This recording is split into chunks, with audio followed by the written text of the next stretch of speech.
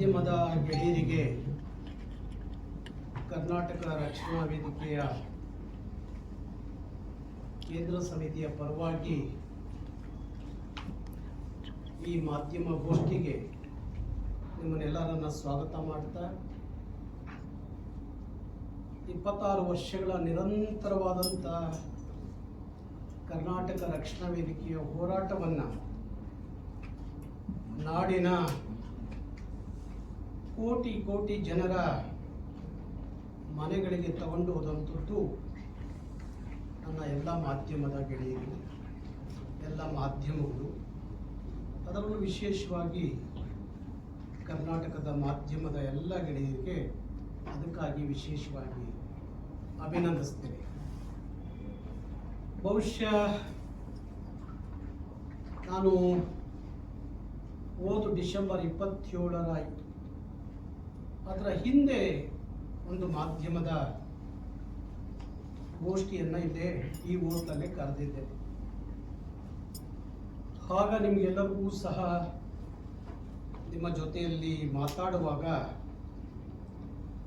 ಆ ಡಿಸೆಂಬರ್ 27 ಹೋರಾಟ ಬಹುಶಃ ಕರ್ನಾಟಕದ ಇತಿಹಾಸದಲ್ಲಿ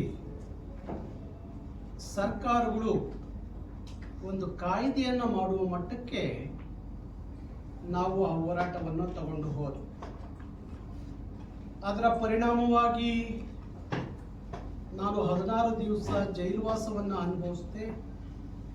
16 ಕೇಸುಗಳನ್ನು ಸಹ ನನ್ನ ಮೇಲೆ ಸರ್ಕಾರ ಹಾಕಿದೆ.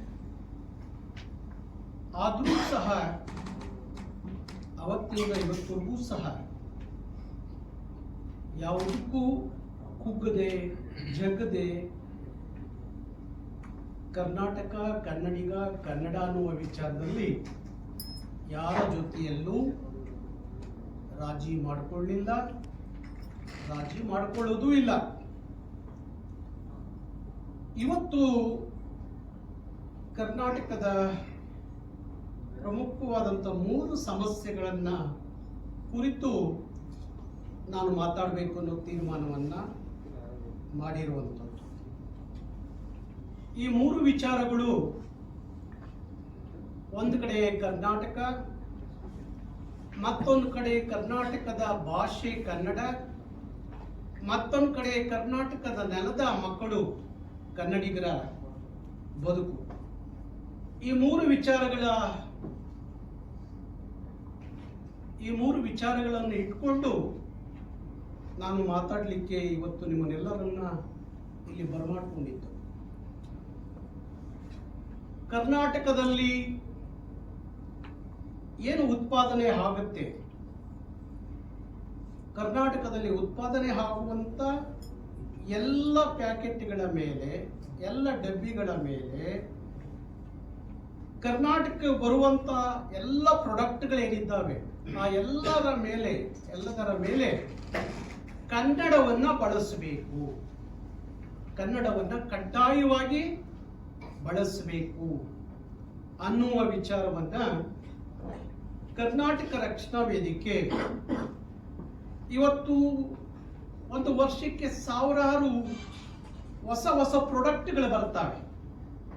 ಇಲ್ಲ ಇಲ್ಲೇ ಉತ್ಪಾದನೆ ಆಗ್ತವೆ, ಇಲ್ಲ ಬೇರೆ ಬೇರೆ ರಾಜ್ಯಗಳಲ್ಲಿ ಉತ್ಪಾದನೆ ಆಗಿ ಕರ್ನಾಟಕ ರಾಜ್ಯಕ್ಕೆ ಬರ್ತವೆ. ಆ ಉತ್ಪಾದನೆ ಆಗಿ ಬರುವಂತ ಪ್ಯಾಕೆಟ್ಗಳ ಮೇಲೆ ಇಂಗ್ಲಿಷ್ ಇರುತ್ತೆ, ಹಿಂದಿ ಇರುತ್ತೆ, ಆದರೆ ಕನ್ನಡ ಇರಲ್ಲ. ಇವತ್ತು ನೀವೆಲ್ಲ ದಿನಪತ್ರಿಕೆಯನ್ನು ಗಮನಿಸಿದಿರಿ ಅಂತ ಹೇಳಿ ನಾನು ಭಾವಿಸ್ತೀನಿ. ಪ್ರಜಾವಾಣಿ ಎನ್ನುವ ಒಂದು ಪತ್ರಿಕೆಯಲ್ಲಿ ಇವತ್ತು ಒಂದು ದೊಡ್ಡ ಸುದ್ದಿಯಾಗಿದೆ. ಮೆಡಿಕಲ್ ಮಾಫಿಯಾ ಎಷ್ಟು ಮಟ್ಟಿಗೆ ಕೆಲಸ ಮಾಡ್ತಾ ಇದೆ ಅನ್ನೋದಕ್ಕೆ ಅನೇಕ ಔಷಧಿಗಳು ಇವತ್ತು ಯಾವ ಉತ್ಪಾದನೆ ಆಗುವಂತ ಆ ಉತ್ಪಾದನೆ ಮಾಡುವಂತವರ ಹೆಸರಿನಲ್ಲೇ ಬರುವಂತ ಪ್ರಾಡಕ್ಟ್ಗಳೇನಿದ್ದಾವೆ ಅವ ಯಾವುದ್ರ ಮೇಲೂ ಸಹ ಕನ್ನಡ ಇಲ್ಲದೆ ನಮ್ಮ ಜನಕ್ಕದು ಗೊತ್ತಾಗದೆ ಬರೀ ಇಂಗ್ಲಿಷ್ನಲ್ಲಿ ಹಿಂದಿಯಲ್ಲಿ ಇದ್ದ ಕಾರಣ ಸುಮಾರು ನಕಲಿ ಔಷಧಿಗಳು ಕರ್ನಾಟಕಕ್ಕೆ ಬರ್ತಾ ಇದ್ದಾವೆ ಅಂತ ಹೇಳಿ ಇವತ್ತು ದೊಡ್ಡ ಸುದ್ದಿ ಆಗಿದೆ. ಯಾಕಂದ್ರೆ ಔಷಧಿಗಳ ಮೇಲೂ ಸಹ ಕನ್ನಡ ಬಳಕೆ ಆಗದೆ ಹೋದ್ರೆ ನಮ್ಮ ಹಳ್ಳಿಯ ಜನರ, ಮುಗ್ಧ ಜನರ ಆ ಔಷಧಿಯನ್ನ ನಾವು ಯಾಕೆ ಬಳಸಬೇಕು, ಅದರ ಪರಿಣಾಮ ಏನು, ಅದಕ್ಕೇನು ಬಳಕೆ ಆಗುತ್ತೆ ಅನ್ನೋ ಅರಿವು ಗೊತ್ತಾಗದೆ ಹೋದ್ರೆ ಆ ಪ್ರಾಡಕ್ಟ್ ಅನ್ನ ನಾವು ಬಳಸೋದು ಹೇಗೆ ಅನ್ನುವ ಪ್ರಶ್ನೆ. ಇವತ್ತು ನಿಮಗೆ ಉದಾಹರಣೆಯಾಗಿ ಒಂದು ಹೇಳಬೇಕು ಅಂದ್ರೆ, ನಾವು ದಿನನಿತ್ಯ ಬಳಸುವಂತ ಗ್ಯಾಸ್ ಸಿಲಿಂಡರ್ ನೋಡಿ. ಗ್ಯಾಸ್ ಸಿಲಿಂಡರ್ ಯಾರು ಬಳಸ್ತಾರೆ?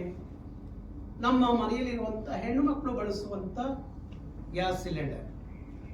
ಅದರಲ್ಲಿ ಹಿಂದಿ ಇರುತ್ತೆ, ಇಂಗ್ಲಿಷ್ ಇರುತ್ತೆ.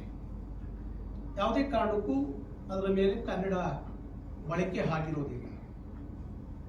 ಇವತ್ತು ಒಂದು ಗ್ಯಾಸ್ ಸಿಲಿಂಡರ್ನ ಹೇಗೆ ಬಳಸಬೇಕು ಅನ್ನೋದನ್ನ ಗೊತ್ತಾಗಬೇಕು ಅನ್ನೋದಾದ್ರೆ, ಅದರಲ್ಲಿ ಕನ್ನಡದಲ್ಲಿ ಮುದ್ರಿತವಾದ್ರೆ, ಕನ್ನಡದಲ್ಲಿ ಇದ್ದಿದ್ದೇ ಆದ್ರೆ ಆ ಹೆಣ್ಣು ಮಕ್ಕಳಿಗೆ ಗೊತ್ತಾಗತ್ತೆ. ಇಲ್ಲದೆ ಹೋದ್ರೆ, ಇದು ಒಂದು ಉದಾಹರಣೆ ಹಾಗೆ ಹೇಳಿದೆ. ಇವತ್ತಿಲ್ಲೆಲ್ಲ ಈ ಪ್ರಾಡಕ್ಟ್ಗಳನ್ನ ನೋಡ್ತಾ ಇದೆ. ಬಹುಶಃ ಕರ್ನಾಟಕದೊಳಗಡೆ ನಂದಿನಿ ಬಿಟ್ರೆ ಇನ್ಯಾರು ಕನ್ನಡವನ್ನ ಬಳಸಲ್ಲ. ನಂದಿನಿ ಒಂದರಲ್ಲಿ ನಾನು ನೋಡಿದ ಮಟ್ಟಿಗೆ ನಂದಿನಿ ಒಂದರಲ್ಲಿ ಕನ್ನಡ ಬಳಕೆ ಆಗುತ್ತೆ. ಅದು ಬಿಟ್ರೆ ಇಲ್ಲಿ ಕೆಲವಷ್ಟೇ ಪ್ರಾಡಕ್ಟ್ಗಳು ಇಲ್ಲಿಟ್ಟಿದ್ದಾರೆ. ಈ ತರ ಸಾವಿರಾರು ಉತ್ಪಾದನೆ ಆಗಿ ಬರುವಂತ ಅದರ ಮೇಲೆ ಯಾವುದೂ ಕಾರಣಕ್ಕೂ ಕನ್ನಡವನ್ನ ಬಳಸುವುದಿಲ್ಲ. ನಮಗೆ ಗೊತ್ತಾಗಬೇಕು.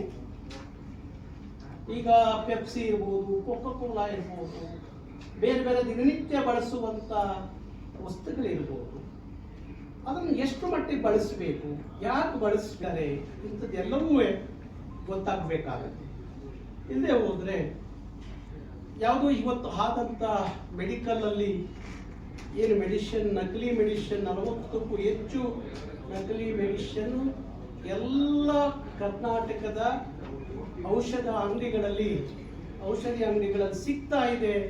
ಅದರ ಪರಿಣಾಮವಾಗಿ ರೋಗಿಗಳಿಗೆ ಭಾರಿ ತೊಂದರೆ ಆಗ್ತಾ ಇದೆ ಅಂತ ಹೇಳಿ ಇವತ್ತು ಒಂದು ದೊಡ್ಡ ಸುದ್ದಿ ಆಗಿದೆ. ನಾಳೆ ಇದರ ಪರಿಣಾಮಗಳು ಅಷ್ಟೇ. ಅದರಲ್ಲಿ ಕನ್ನಡ ಬಳಕೆ, ಅದಕ್ಕೋಸ್ಕರ ಈ ಎಲ್ಲ ಪ್ರಾಡಕ್ಟ್ಗಳ ಮೇಲೆ ನಮಗೆ ಪೆಪ್ಸಿ, ಕೋಕಾ ಕೋಲಾ ಅಂದಾಗ ಪ್ರೊಫೆಸರ್ ನಂಜುಂಡಸ್ವಾಮಿ ಅವರು ನೆನಪಿಗೆ ಬರ್ತಾರೆ. ಪ್ರೊಫೆಸರ್ ನಂಜುಂಡಸ್ವಾಮಿ ಅವರು ಹೇಳ್ತಾ ಇದ್ರು, ಪೆಪ್ಸಿ, ಕೋಕಾ ಕೋಲಕ್ಕೆ ಕೊಡಿ, ಎಳ್ಳೀರಿಗೆ ಕೈ ಕೊಡಿ ಅಂತ ಹೇಳಿ. ಆದ್ರೆ ಇವತ್ತು ಭಾರಿ ದೊಡ್ಡ ಪರಿಣಾಮ ಆ ಪೆಪ್ಸಿ, ಕೋಕಾ ಕೋಲಾ ಈ ದೇಶ, ಈ ಪ್ರಪಂಚದಲ್ಲಿ ಕೆಲಸ ಮಾಡುತ್ತೆ. ಇದು ಒಂದು ವಿಚಾರ. ಆದರೆ ಎರಡನೇ ವಿಚಾರ, ಈ ತರದ ಪ್ರಾಡಕ್ಟ್ಗಳು, ಸಾವಿರಾರು ಪ್ರಾಡಕ್ಟ್ಗಳನ್ನ